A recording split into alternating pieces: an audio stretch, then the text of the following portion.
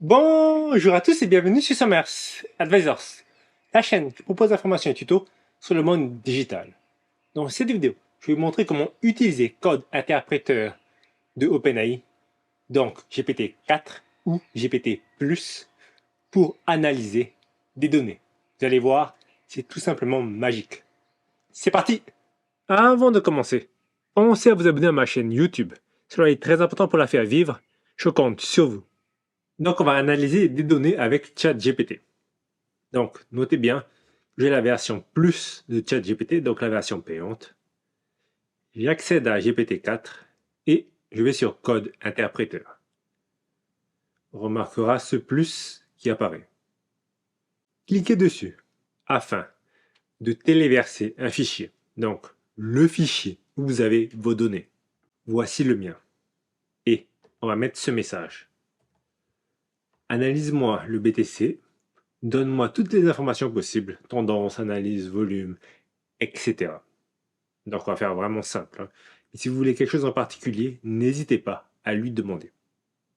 Pour ceux qui se posent la question, voici les données qu'on va lui donner. Donc, alors ça sera un fichier CSV, du BTC, en dollars.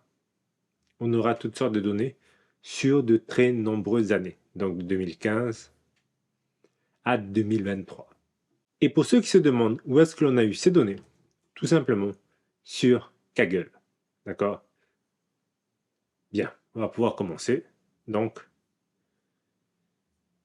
je lance ChatGPT+, code interpréteur. Bien, l'analyse est terminée. Alors, ce qu'on peut voir, plusieurs graphiques avec les conclusions juste en dessous. Alors, bien évidemment, on aurait pu faire mieux si on avait peaufiné ce que l'on demandait. Alors d'abord, on nous dit de quoi parlent les données et ce qu'il va faire. Donc, analyse des tendances, volume, indicateurs techniques, visualisation. On remarquera qu'il y a un bouton qui nous montre comment il a fait. Donc, c'est du codage, c'est du Python. Donc, on a l'analyse des tendances. Donc, croissance modérée 2015-2017, pic fin 2017, stabilisation. D'accord? C'est pas mal du tout. Maintenant, ce qu'on a, tendance du volume, augmentation 2015-2017, 2018-2020, 2021. Et pour finir, on a des conclusions.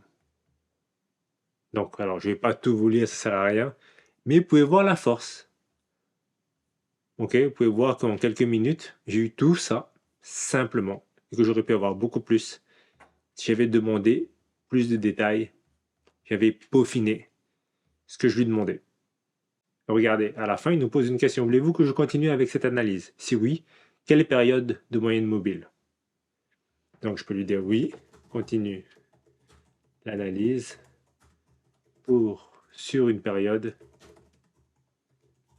de 50 jours. Bien. Et il a fait la moyenne mobile sur 50 jours. Donc, la ligne rouge, il a analysé. Donc, aucun souci. C'est tout simplement une révolution. Alors, la révolution, ce n'est pas d'avoir fait la moyenne mobile, que ça, c'est extrêmement simple, hein. Avec les valeurs, on peut facilement le faire. On a déjà des logiciels qui le font, mais qui nous fassent une analyse, ça, c'est ça la petite révolution que l'on a. Je n'ose même pas imaginer la force des intelligences artificielles dans quelques années, voire quelques mois. Pour aller un petit peu plus loin, trouve une corrélation entre toutes les données que tu viens de créer.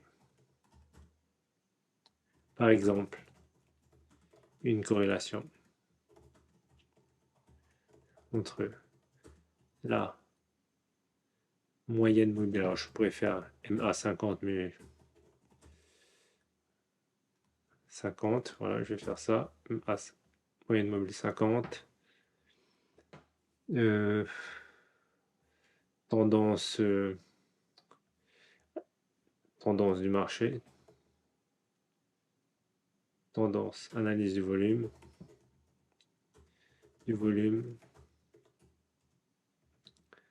analyse des tendances et indicateurs. Donc, il commence par nous donner une explication de ce qu'est la corrélation et ce qu'il va voir, ce qu'il va analyser pour voir s'il y a une corrélation entre ces valeurs. Donc volume, prix de clôture, moyenne mobile. Il nous montre le code en Python. Un petit peu plus loin, on va aller un petit peu plus loin. Fais-moi un modèle qui utilise toutes ces données, corrélations, pour prédire quand le BTC augmente. Il nous explique comment il va procéder pour créer un modèle de machine learning pour prédire le prix du Bitcoin. Donc, créer la variable cible. Donc, la variable cible, c'est quoi? C'est un indicateur binaire, donc 0 ou 1, qui indiquera si le prix a augmenté le lendemain. Préparer les données, division des données. Nous divisons les données en ensemble d'entraînement et de tests. Alors, c'est quoi la division des données? C'est simplement, en fait, qu'il va utiliser toutes les données pour faire l'entraînement et toutes les données pour faire le test. Il va faire une partie pour les entraînements et ensuite, une fois qu'il aura entraîné le modèle, il va le lancer et voir si ça donne les mêmes résultats que l'on a eu.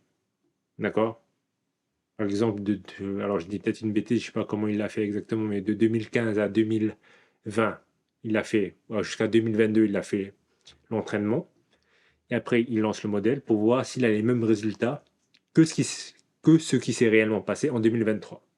Il sélectionne le modèle, il entraîne le modèle, il évalue le modèle et il interprète à la fin. Donc alors le modèle, il nous donne 50,9%, on va dire, il a raison à 50,9%, ce qui est vraiment pas beaucoup. Il le précise, c'est proche d'une simple devinette. Ça veut dire que c'est vrai ou faux. Donc c'est vraiment pas bon. Alors il nous explique les raisons, données insuffisantes, pré-traitement. C'est-à-dire qu'il fallait pré-traiter les données avant de les utiliser. Et peut-être que un modèle plus complexe ou un autre algo. Alors vous pouvez regarder ce qu'il a fait ici. Quoi qu'il en soit, il n'a pas réussi la dernière étape. Il n'a pas réussi à trouver un modèle qui nous permettait de prédire si le Bitcoin allait monter ou descendre. Après, c'est normal, on n'a pas mis assez de données. Et voilà, cette vidéo touche à sa fin. Vous avez apprécié. Si des questions, c'est les en commentaire. Je vous dis à très bientôt pour de nouvelles vidéos.